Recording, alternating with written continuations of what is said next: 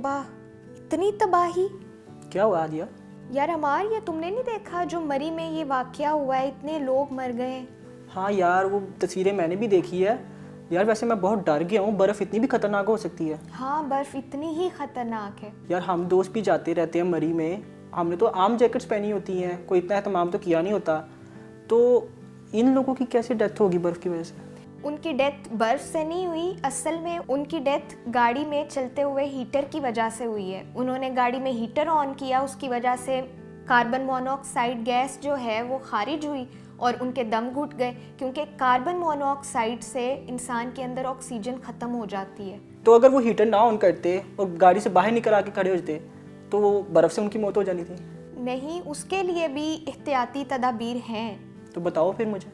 हाँ, मैं तुम्हें ज़रूर बताती हूँ, क्योंकि मैं चाहती हूँ तुम्हें भी इस हवाले से आगाही और हमारे देखने वालों को भी इस बारे में पता चल सके कि किस तरह से सर्दी से बचना है। इंसानी जिस्म का दर्जा हरारत अगर हद से ज़्यादा कम हो जाए तो मेडिकल की ज़ुबान में उसको हाइपोथर्मिया कहा जाता है, जो एक तिब्बी एमरजेंसी है जिसमें जिस्म गर्मी पैदा करने की बजाय ज़्यादा तेज़ी से गर्मी खोना शुरू कर देता है और जिस्म का दर्जा हरारत ख़तरनाक हद तक कम हो जाता है।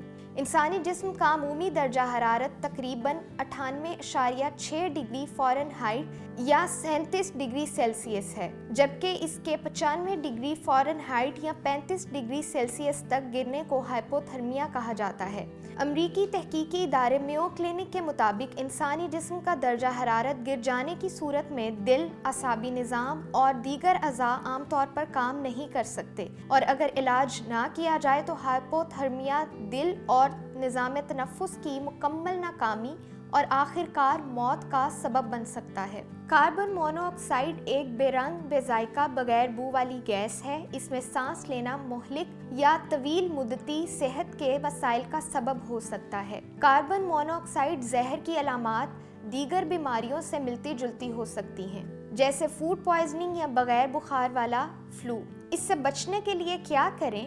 इसलिए आम तौर पर मना किया जाता है कि गाड़ियों का हीटर चलाकर और तमाम दरवाजे बंद करके ना सोएं, क्योंकि लीकेज की सूरत में ये अमल मुहलिक हो सकता है।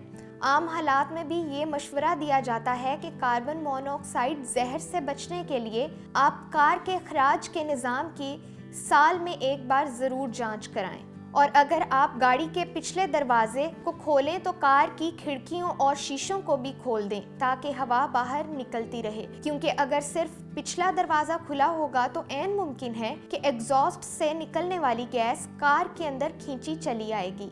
और अब मैं तुम्हें बताती हूँ सर्द इलाकों में जाने की एहतियाती तदाबीर जहाँ पर बर्फ़बारी हो रही होती है। सयाह आम तौर पर मरी या दूसरे सर्द इलाकों में बर्फबारी से लुत्फ़ अंदोज़ होने के लिए आम जूते और गर्म कपड़े लेकर जाते हैं, जो माहिरीन के मुताबिक इंतहाई कम दर्जा हरारत की सूरत में ख़तरनाक हत्ता के जानलेवा साबित हो सकते हैं। बर्फबारी में जाने के लिए वाटरप्रूफ हाइकिंग शूज़ का साथ ले जाना बहुत ज़रूरी है, जबकि हर सयाह को अपने साथ माइनस दर्जा हरारत में इस्तेमाल होने वाली डाउन जैकेट यानी इंसुलेशन वाली जैकेट ज़रूर रखनी चाहिए। हर सयाह को एक बरसाती भी साथ लेकर जाना चाहिए जो उन्हें बारिश या बर्फबारी की सूरत में गीला होने से बचाएगी, क्योंकि आम जैकेट या कोट ऐसा नहीं कर सकते। आँखों को धूप से बचाने के लिए सयाहों को काले चश्मे भी इस्तेमाल करने चाहिए, क्योंकि बर्फ़ पर धूप मुनक्किस होती है और इंसानी आँख को मुतासिर कर सकती है। इंतहाई कम दर्जा हरारत के इलाकों में जाने वाले सयाहों के लिए गर्म ऊनी जराबें इस्तेमाल करना बहुत ज़रूरी है, जबकि इनके जूते वाटरप्रूफ होने चाहिए। जीन्स या दूसरी आम पतलूनों की बजाय गर्म कपड़ों का इस्तेमाल ज़रूर करना चाहिए और सर को टोपी से ढांपना भी ज़रूरी है। ज़्यादा उम्र के या बीमार अफराद को बर्फ़बारी में हरगिज़ नहीं जाना चाहिए। यार ये तो तुमने बड़ी अच्छी बातें बताई हैं। मैं कोशिश करूँगा अपने दोस्तों को भी बताऊँ कि आइंदा के बाद ये प्रिकॉशंस करें ताकि हमें कोई मसला ना हो रास्ते में। बिल्कुल इसी तरह अगर हम इन तदाबीर पर अमल करेंगे तो अपनी जानें महफूज रख सकेंगे। तो हादिया, हो जाए इसी बात पे इल्म की चाय। हाँ, क्योंकि जहाँ होगी इल्म की बात वहीं होगी इल्म की चाय।